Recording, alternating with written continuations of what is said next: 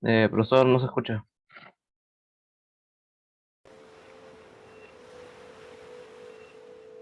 La pesca artesanal nos da 400.000 toneladas al año, gracias a ello comemos ceviche todos los días y además nos da la posibilidad de tener empleo.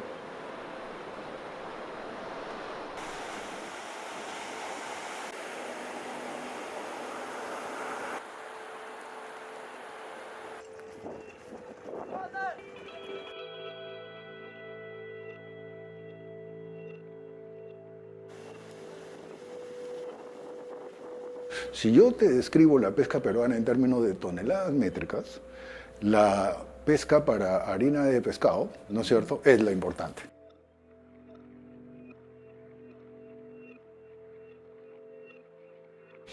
Pero si yo te cuento la actividad pesquera en términos de los empleos que genera, de los ingresos que se obtienen, es otra la figura.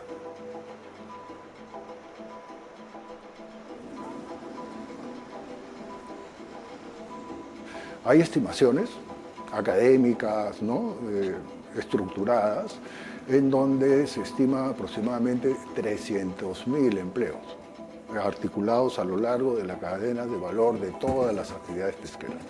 De esas, el 80% no tiene que ver con harina y aceite de pescado.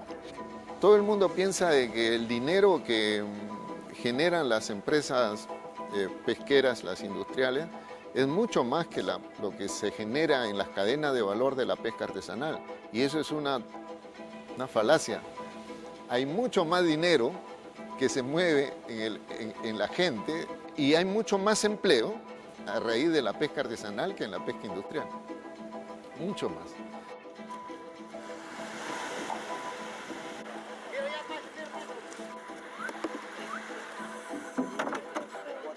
No solamente hay pesca de cortina, hay pesca de palangre, hay pesca de pota, ¿no? Ellos también se llaman artesanales, ¿no? Entonces generan como te digo, una gama de trabajo muy inmensa, ¿no?, grande, que aporta al país buena cantidad al erario nacional, ¿no?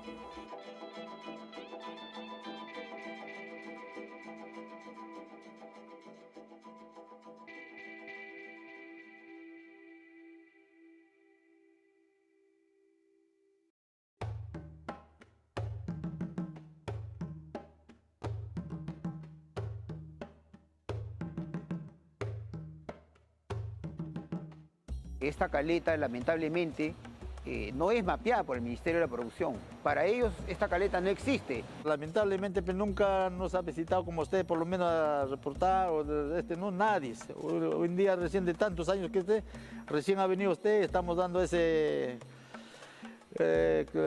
pauta que nosotros vivimos acá, ¿no?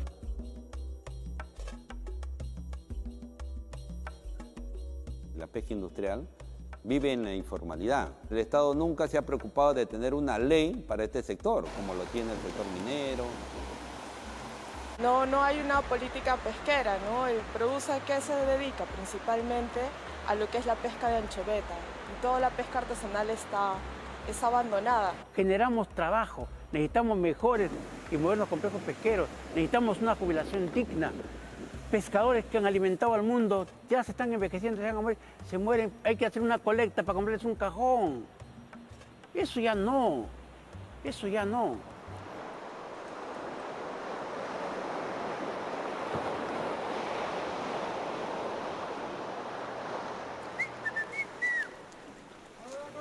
¿Qué dice Abraham?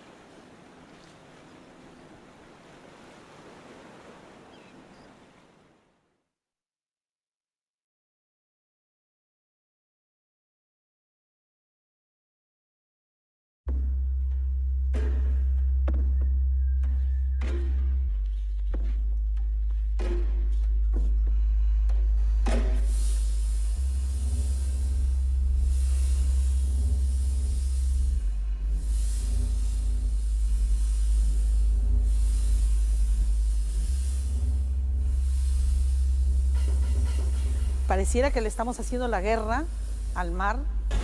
La cachema, mire. 10 centímetros, menos de 10 centímetros. ¿Un lenguado de cuántos centímetros? Un lenguado que tendrá por sus 6 centímetros. Tenemos el calamar. Mire, el calamar, lo que nosotros siempre hemos tratado de proteger y defender, porque ese es el mayor recurso que nos da beneficio. O sea, con este aparejo, totalmente la pesca a este paso que vamos se va a exterminar y nosotros ya no vamos a tener recursos.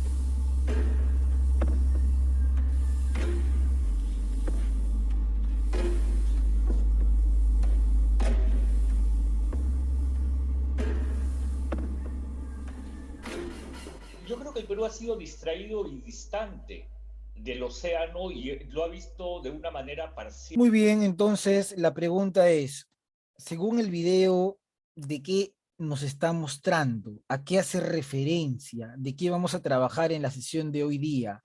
Manito La levantada, te escucho. Levanta la mano, pues. Acostúmbrese a levantar la mano para poder participar. A ver, te escuchamos, Mamani. Bueno, la pesca, tanto artesanal. Ya, pesca puede ser, tiene que ver con eso. En el chat me escriben un momento, ahorita voy a responderles.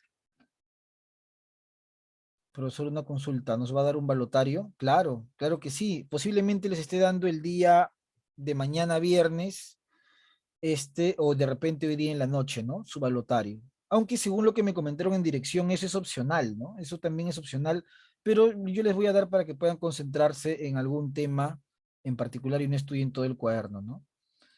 Listo, pregunta contestada. Entonces, según su compañera, me decía, profesor, el video hace referencia a qué, y justo yo le respondía, o mejor dicho, ella me respondía, ¿no, profesor? En torno a la pesca artesanal.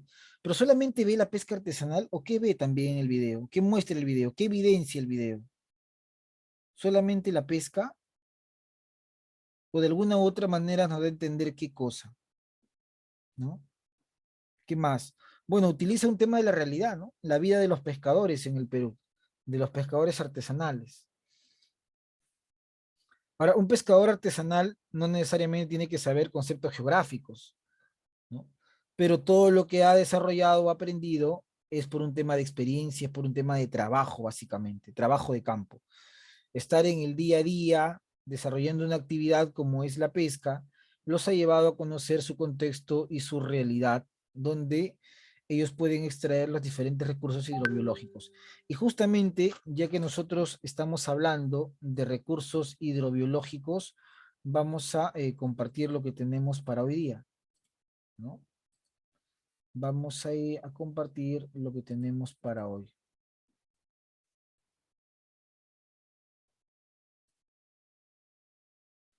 Efectivamente, el video nos muestra una parte importante de lo que es la pesca, pero nosotros nos vamos a centrar no solo en la pesca, porque la pesca es una actividad económica. Nos vamos a centrar en nuestro mar, en el mar peruano. Semana número 9, el tema es el mar peruano. Conocer, desarrollar y analizar las distintas características y enfoques que tiene o que está relacionado a este mar que en algún momento le dio muchas divisas al Perú. Y divisas tú sabes qué es, ¿no? La divisa es una moneda extranjera que se obtiene a través de la exportación. Y en algún momento le generó mucha riqueza al Perú. Y eso es un dato que te puedo preguntar más adelante. Un hombre llamado Luis Banchero Rossi, en la década de los 60, vio en el mar una forma de desarrollo industrial. Fue un visionario, porque hasta ese momento el mar no era pues tan importante para la economía. Y Banchero, un peruano, se dio cuenta de que teníamos una porción tremenda de mar, pero que no se estaba aprovechando, y que habían otros países que de repente no tenían las 200 millas, pero sí destacaban en el tema marítimo. Y a partir de ahí empezó el boom pesquero de los años 60 en el Perú. Nos convertimos en una potencia a nivel mundial, ¿ya? Una potencia a nivel mundial. ¿Cuál es el recurso que se exportó? La harina y el aceite de pescado. Muy, pero muy apreciado en Europa por su alto contenido energético y también porque funcionaba como fertilizante o abono natural, ¿Ya? Muy bien. Entonces, título de la clase, el mar más biodiverso del mundo. Propósito de esta sesión, identificar las características más importantes de nuestro mar peruano. Tenemos en pantalla una imagen del mar, tenemos en pantalla el Océano Pacífico y tenemos en pantalla una zona roja. Esa zona roja es el Mar de Grau. Lo voy a colocar por acá. El Mar de Grau, lo que significa que es una porción de todo el Océano Pacífico, ¿no? Una porción del Océano Pacífico es el Mar de Grau. Y por su característica que tú estás notando, ¿no? Por la característica de este mar, profesor, es un mar epicontinental. ¿Qué significa epicontinental? Es un mar abierto, ¿no? Abierto, por eso lo hace biodiverso, por eso lo hace para la geopolítica del Perú fundamental, para el comercio marítimo o el comercio internacional, ¿no? Es un mar abierto, no es como otros mares, por ejemplo el Mediterráneo, que es de tipo cerrado, ¿ya? Tenemos acá alguna pregunta. ¿Qué características sobresalientes tiene el mar peruano? Bueno, eso es lo que vamos a ver en la sesión de hoy día, pues. Como dato, recuerda cuando nos mencionan el mar con la mayor riqueza hidrobiológica, es decir, de especies marinas, la respuesta es Mar de Grau, ¿ya? Esa es la respuesta que tenemos que dar, Mar de Grau. Muy bien, chicos, vamos a dejarlo por acá y avanzamos. Tenemos este esquema en pantalla y nos dice los límites del mar peruano. Y vamos por ahí a ubicar. ¿Cuáles son esos límites, profesor Luis? Tiene, dice, una ubicación tropical. Empezamos por esa palabra, tropical. Pregunta, ¿qué significa tropical? ¿Qué entiendes tú por la palabra tropical?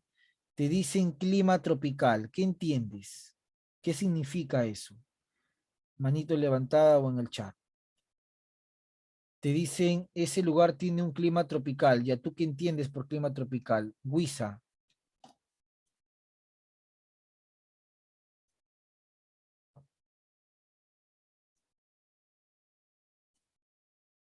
¿Clima cálido? No. Cálido es cálido, pues, ¿no? Es otra cosa. Tropical, ¿qué es? ¿Qué es tropical? Tropical, tropical, tropical. O una característica de clima tropical. Bueno, cuando me mencionan a mí un clima, a ver, me escriben en el chat. ¿Dos paralelos de la Tierra? No, no ese es un clima tropical. Huiza, variado y acogedor. Ya, variado puede ser una característica, ¿no? Un clima tropical en realidad es la presencia de lluvias, ¿ya? Apunten bien eso, ¿ah? Apunten bien ese dato. Apunten bien ese dato. Un clima tropical, presencia de lluvias, ¿ya? Pero con altas temperaturas. Eso es un clima tropical. Repito, clima tropical, presencia de lluvias, pero con altas temperaturas. Clima tropical. ¿Y por qué menciono eso? Porque como dice nuestro video, el Perú debería tener ese tipo de clima, pues. El Perú debería tener ese tipo de clima, ¿no? Es más, nosotros por la ubicación del mar, tendría que tener una zona tropical, es decir, profesor, sin embargo, nuestro mar no es un mar típico de una zona tropical. Por ejemplo, si comparamos el Mar de Grau con los mares del Caribe, no es para nada tropical, pero debería tenerlo por la ubicación, ¿no? ¿Por qué, profesor? Porque estamos muy cerca de lo que se conoce como la línea ecuatorial. Mira, estamos a 3 grados. La línea ecuatorial está por acá y la línea ecuatorial tiene un valor de 0 grados. Nosotros estamos muy cerquita, estamos acá en este punto. Entonces, toda esta zona es una zona tropical, ¿no? Toda esta zona es una zona tropical. Lluvias, pero también abundante radiación solar. ¿Por qué radiación solar? Porque en la línea ecuatorial la radiación solar es de tipo perpendicular, ¿no? Los rayos del sol llegan de manera perpendicular. Por eso es que la población de esa zona presenta la piel oscura. La población de esa zona además presenta o está adaptada a vivir en una zona de mucho calor, pero también de mucha lluvia o precipitación. ¿Ya? Entonces, profesor, el mar peruano está ubicado en una zona tropical, pero debería tener también un clima tropical, pero eso no sucede.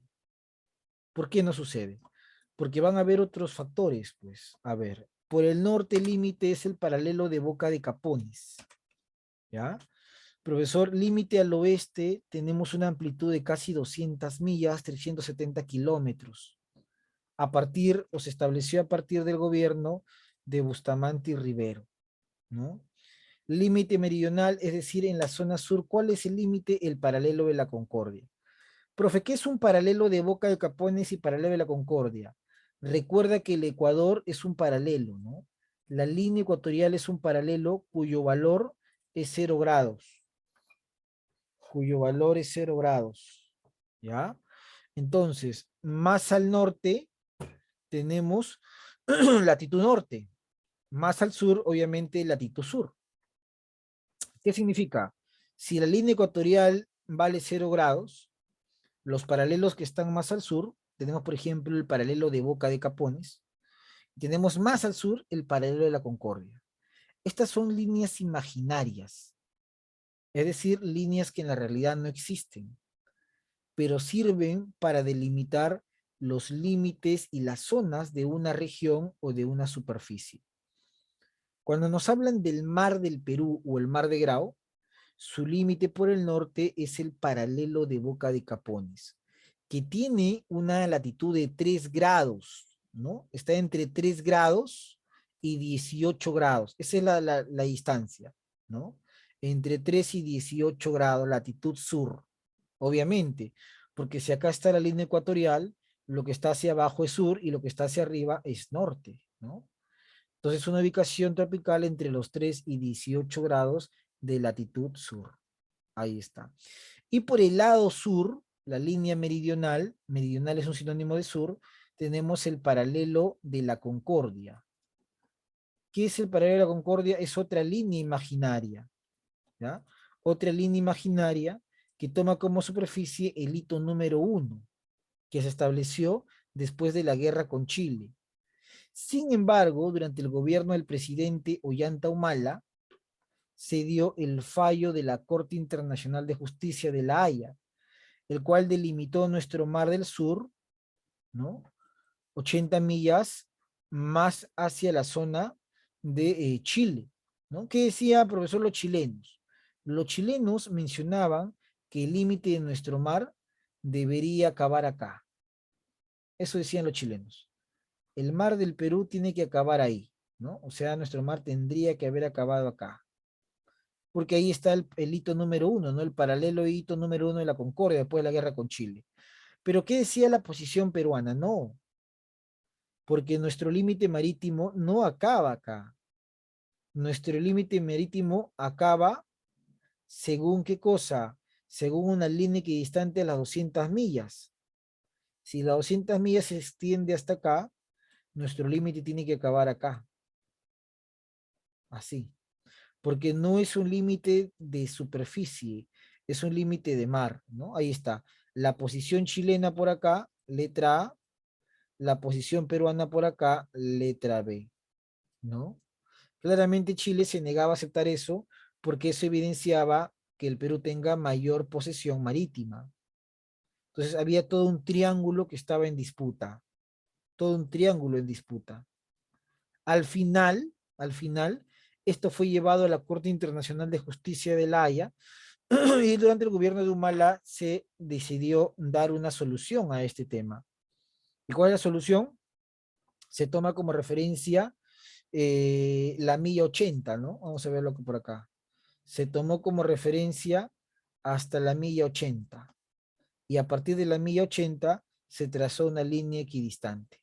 ¿Ya? Repito, se toma como referencia la milla 80, ahí está, y a partir de eso se trazó una línea equidistante, ¿no? Obviamente nosotros ganamos toda esta posición, El Perú se favoreció contra esta posición marítima, pero hay una zona que igual se perdió, ¿no? Que es esta zona. Esta zona de acá se perdió o literalmente lo conservó Chile, ¿no? 80 millas y ahí, ¿no? Claro, porque si el Perú reclamaba su posición, hubiésemos tenido soberanía nuevamente hacia el puerto de Arica. Por eso que se oponían los chilenos, pues, porque el puerto de Arica es muy parecido al Callao. Es una zona altamente comercial y estratégica. Y obviamente eso traía ya recuerdos de la guerra con Chile, ¿no? Entonces ahí están los límites de nuestro mar peruano.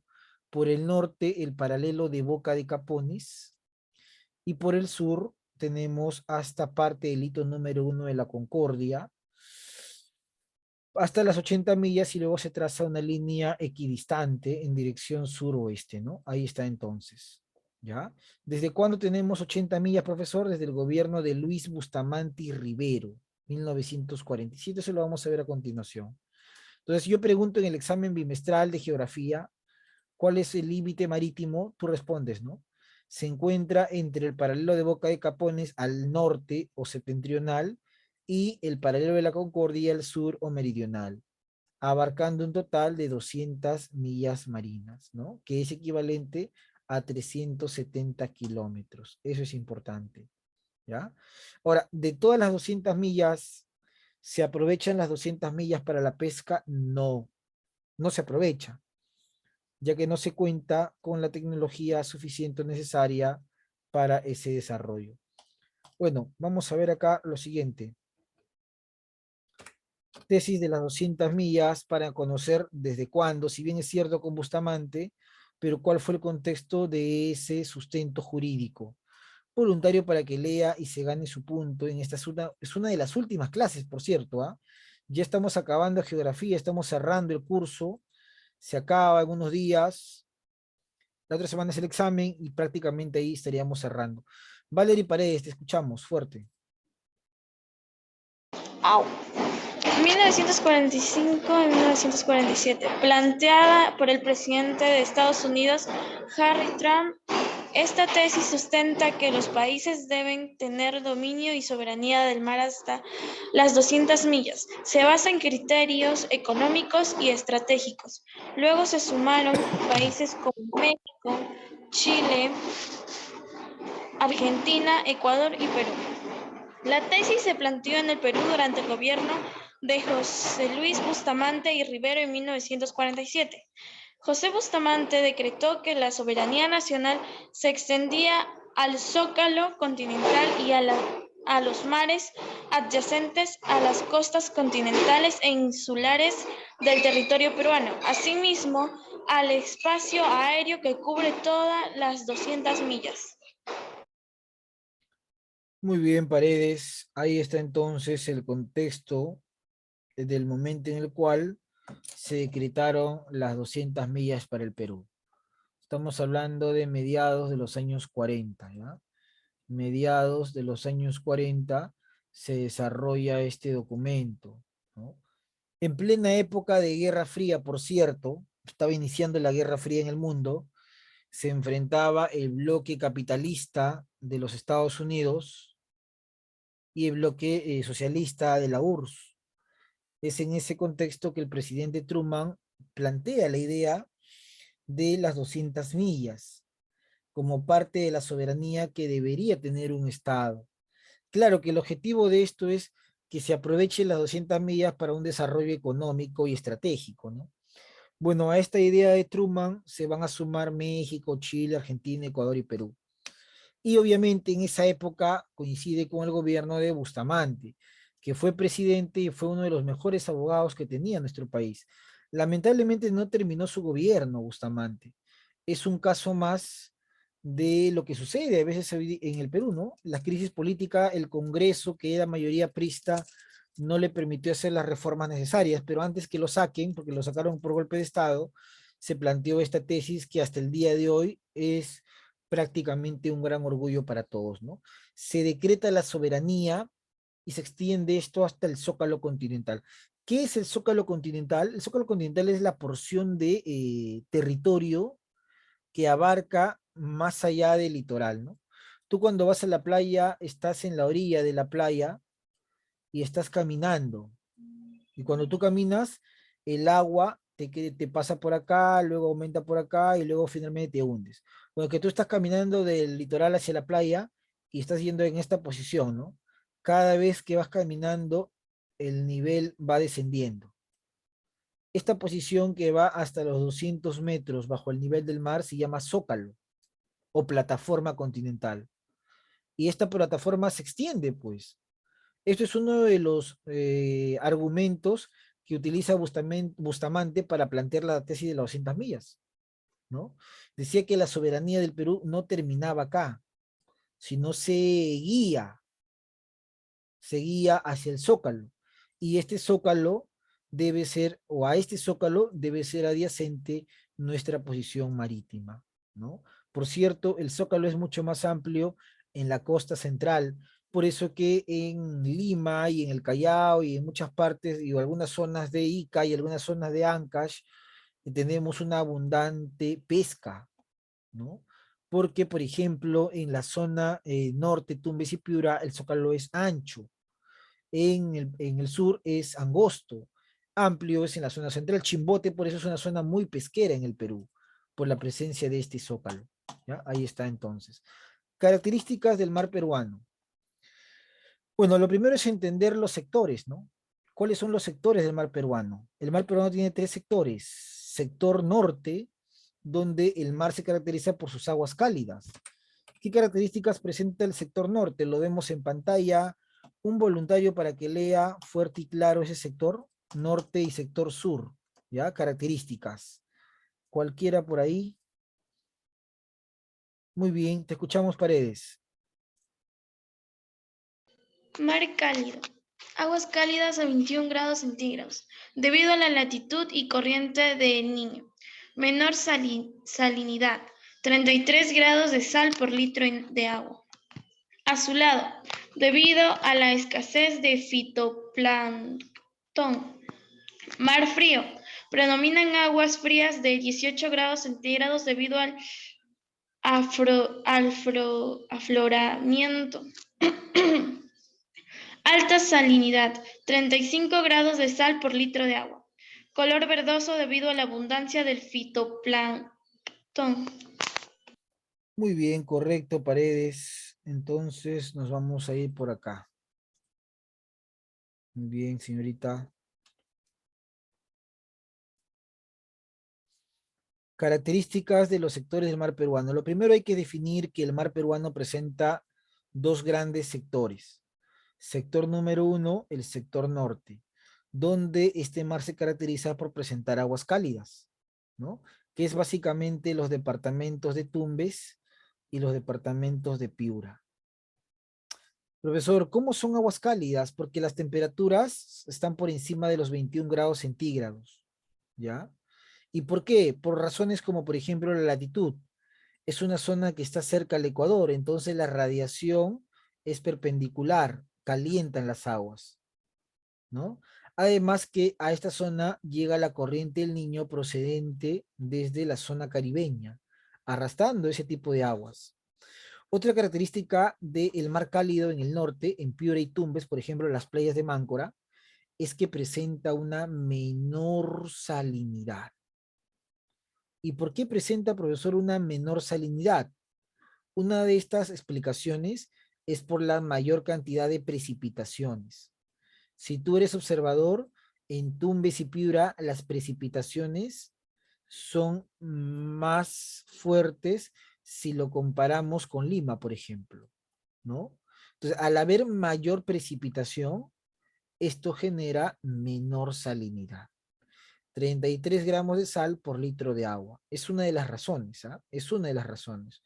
Otra de las razones que vamos a encontrar es que al ser al ser un mar de menor salinidad, es menos viscoso, es menos denso.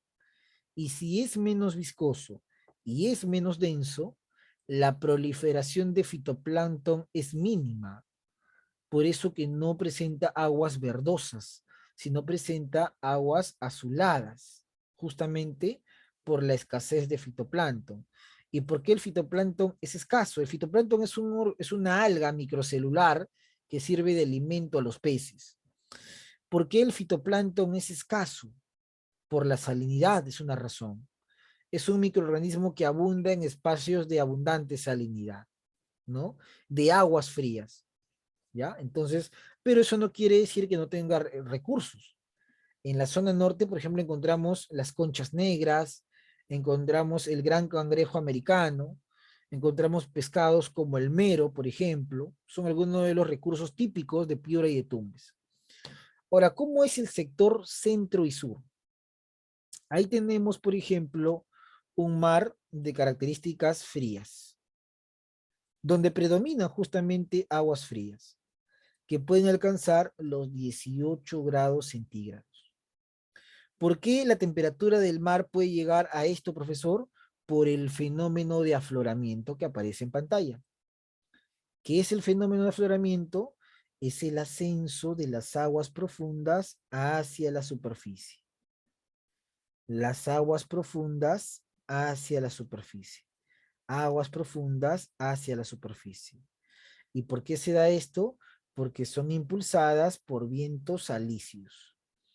Vientos de características alisias o alisios impulsan estas aguas.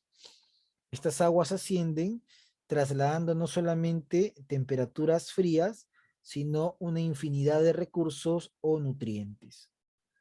Es altamente salina, profesor, en las playas de Lima y las playas del todo el sur. ¿A qué se debe, profesor, la mayor concentración de sal? Bueno, una de estas razones tiene que ver con su menor latitud. ¿Por qué menor latitud? Porque está muy alejado de la línea ecuatorial, ¿no? Si estuviera cerca diríamos mayor latitud. Está muy lejos, menor latitud. Otra razón tiene que ver con el tema de la temperatura, ¿no? El tema de la temperatura. Profesor, la alta salinidad tiene que ver con la evaporación. Cuando se evapora, ¿no? Lo que queda en el mar son altas concentraciones de sales. ¿Y cuándo se evapora, profesor? En los meses de verano, pues. Los meses de verano en la costa, si tú ahora va a venir, por ejemplo, el verano, enero, febrero, vas a ir a observar las playas en las noches, sobre todo en la noche, vas a observar que por encima de las playas hay una especie de vapor, ¿no? La alta temperatura genera esta evaporación, ¿no? Y al haber mucha evaporación, genera mayor concentración de sales, ¿ya? Mayor concentración de sales. También tiene que ver acá la desembocadura de los ríos, pues. Los ríos desgastan las rocas, ¿no? Y las rocas contienen sales. Recuerda que existe la vertiente del Pacífico, donde 53 ríos costeños siempre desembocan, por lo general, en la costa central y en la costa sur, ¿no? Está el río Santa, el Chillón, el Rímac. Estos ríos cargan sedimentos en rocas y desgastan, y por eso hay una mayor salinidad. Y si hay mayor salinidad, es un mar más denso, mar más viscoso, y obviamente abunda el fitoplancton. Y el fitoplancton es un alimento del zooplancton, y el zooplancton es un alimento de las anchovetas, y las anchovetas es un alimento de peces grandes. Entonces, por eso esta zona es altamente biodiversa, ¿no? Chimbote, Guarmey, Lima mismo, el Callao, te vas a la zona de Cerro Azul, son zonas de pesca artesanal, pero sobre todo en Chimbote un tipo industrial, ¿no? El color verdoso es por la presencia de fitoplancton. Ahí está entonces las características de los sectores del mar peruano, tanto el sector norte como el sector centro y sur. Muy bien, chicos. A ver, ¿alguna pregunta hasta ahí? ¿Alguna pregunta, alguna duda? ¿Algo que no se entendió para volver a explicar?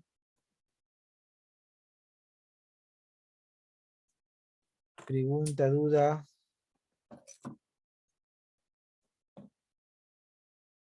Bueno, si está todo claro, seguimos avanzando. Voy a compartir pantalla para cerrar esta última parte. El propósito de la clase entonces era identificar las características más importantes del mar peruano, ¿no? Y hemos identificado dos características bien, profesor, importantes. Los sectores. Y a partir de entender que el mar peruano tiene dos grandes sectores, sector norte y sector central y sur, vamos a entender cuál es el funcionamiento. Recuerda, si yo te pregunto en el examen, ¿no? ¿Cuál es el sector que presenta aguas cálidas? El norte. Si yo te pregunto en el examen, ¿cuál es el sector de una mayor salinidad? ¿No? Mayor salinidad. ¿Cuál va a ser la respuesta? Mano levantada. Sector de mayor salinidad. Sector norte, sector sur.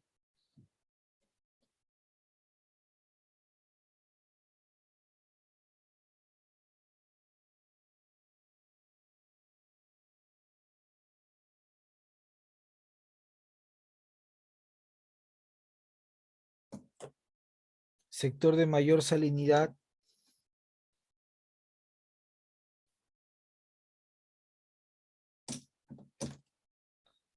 Mayor salinidad, sector sur. A ver, vamos a ir por acá.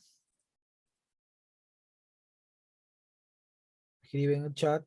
Claro que sí. Muy bien. Mayor salinidad, tenemos el sector sur, ¿no? Alta salinidad. Recuerda que el sector sur, al ser de mayor salinidad, hay mayor presencia de fitoplancton. Si hay mayor presencia de fitoplancton, es verdoso y el fitoplancton genera mayor biodiversidad de peces. El norte es de menor salinidad. ¿Por qué, profesor Luis? Las precipitaciones de Piura-Tumbes contribuyen a que se reduzca la presencia de sales en este tipo de mar. ¿Ya? Muy bien. ¿Qué más? A partir entonces de los dos sectores también podríamos mencionar la importancia que tiene el zócalo continental o la plataforma, ¿no? El zócalo es una porción adyacente de la superficie que se prolonga hacia los 200 metros bajo el nivel del mar. Y es en esta zona donde hay una mayor concentración de recursos. Pregunta, ¿cómo se llama aquel fenómeno marítimo que consiste en el ascenso de las aguas profundas a la superficie? Respuesta. Fenómeno que consiste en el ascenso de aguas profundas a la superficie.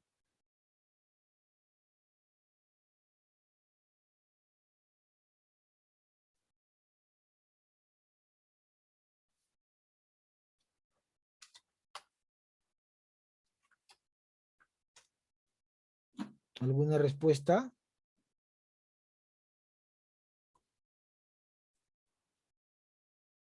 Bueno, ese fenómeno se denomina el afloramiento, ¿no? Ascenso de aguas profundas a la superficie. Ahí está la respuesta entonces, ¿ya? Fenómeno que consiste en el ascenso de aguas profundas a la superficie se denomina afloramiento. ¿Qué más tenemos por acá? Bueno, los límites Boca de Capones, Pared de la Concordia, a partir de la frontera marítima por el sur se estableció a partir del fallo de la Corte Internacional de Justicia de La Haya. Muy bien, chicos, entonces eso sería lo que hemos visto en la sesión del día de hoy. Conmigo será hasta la próxima semana.